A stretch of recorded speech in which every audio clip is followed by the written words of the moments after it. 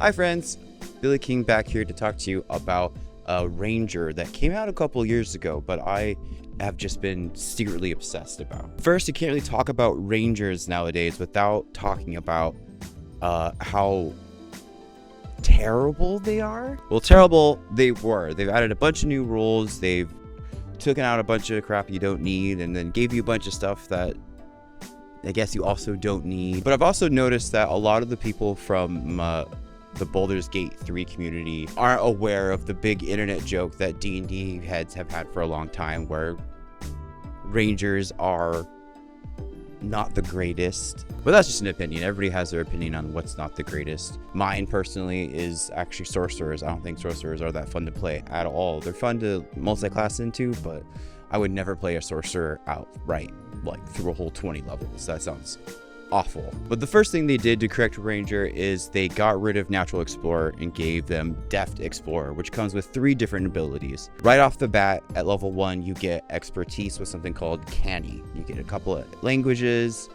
but you get to double your proficiency score on one of your skills, which is super great. Then at level 6, your movement speed goes up by 5 feet and you get a climbing and a swimming speed, which is also super dope. Then at level 10, you basically have like an augmented false life, where as many times as your proficiency score is, you can roll a d8 plus your wisdom and get that many temporary hit points. Tireless, it's called, kind of random, but you know, still super fun. They also got rid of favored enemy and got now favored foe, which is kind of like a sub hunter's mark that you don't have to spend a slot on. Adds a d4 of damage to a specific target that you get to make by actually hitting them, and then they're your favorite foe for a minute. I don't like that much. They took away a lot of the roleplay aspect of it, but it's still far more useful than just having advantage to know more about dragons sometimes. They also expanded the spell list. Rangers can now have Entangle and Searing Smite, which is super fun. But what I'm most excited about is actually they added a bunch of new fighting styles. By new, I mean this isn't a book that came out like 2 years ago. But compared to how the 5e is running on Baldur's Gate, it's kind of different from when people are going to jump in. But the fighting style that they created for Rangers is called Druid Warrior. Instead of having like dueling or protection or two-handed, you get to know 2 cantrips, which is super fun, especially if you use something like Primal Savagery. And then there's Primal Awareness, where they replaced the old one, and now every ranger will always have Speak with Animals at level 3, Beast Sense, all those crappy spells that we really didn't want to have to memorize. But that's boring. That's all the boring stuff. We all get that at level 1s and 2s and 3s. But the Swarmkeeper Ranger, it came out with Tasha's, where all these additional rules came from, is a ranger that has a swarm of insects, butterflies, fairies, whatever the hell you want, that comes into a swarm flavor, just kind of in its space at all times. Maybe it's in your clothes, maybe they're a part of the surroundings that no one can see. Now you have your bug friends until you die, basically. And once upon a turn, if you hit somebody, you're able to do specific things with that swarm. The number one thing is you can do an additional d6 of piercing damage if you hit someone, or you could make them make a strength check, or move them 15 feet.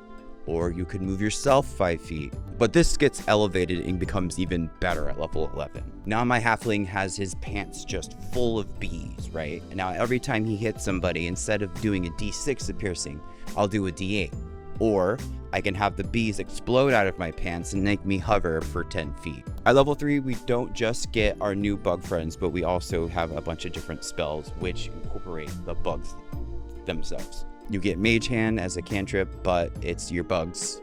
Obviously, that was an easy one. You also get this spell Web at level 3, which is kind of interesting if you're going to use bees. I'm not sure where they got all the webbing, but I'm not going to ask. 9th level, you get Gaseous Form, so you can then become the bees. But at level 7, you then can use your entire swarm on your bonus action to lift you up off the ground, just spilling out insects everywhere to give yourself a hovering speed for 10 feet for an entire minute. I don't know, I just think this is probably the most creative subclass I've seen ever.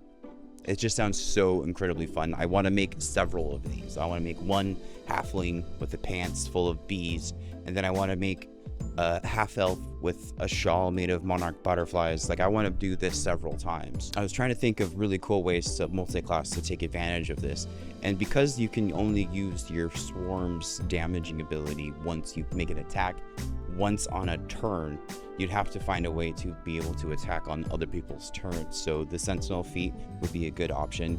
That way you would be able to use your reaction to attack people if your friends were getting hit. Another good option would be the Circle of Spores Druid. You will use your reaction to do a Halo of Spores if someone enters your space. It's not an insane amount of damage, it's not the craziest buff to your character, it's just fun. But I do like the additional changes they made to Ranger. It is more practical. I just wish they did more with the favorited foe die. It does get leveled up to a D6, but I wish they incorporated that die with other abilities. Bardics have their own die, Battle Masters get their own die, but this is just for one person a minute. Like, they could have done more with that, but that's enough of me complaining. Hey, I hope you liked the video. You should let me know in the comments what your favorite weird, obscure subclass is. I want to thank all my sponsors, but especially these guys right here. Anybody in the adventure or higher category on the YouTube memberships get put in the ending credits, and they get put into a raffle that gets pulled every Sunday. I'm going to be giving away my Arcane Eye t-shirt. I'm really excited about it. The next spell I make into a t-shirt is going to be decided by the people that are in the memberships. I'm going to make a poll out of all the comments that I received and see which one gets picked, and then I'm gonna work on that for about 2 weeks. Anyway, that's enough from me. Thank you so much, guys. I love you. Bye.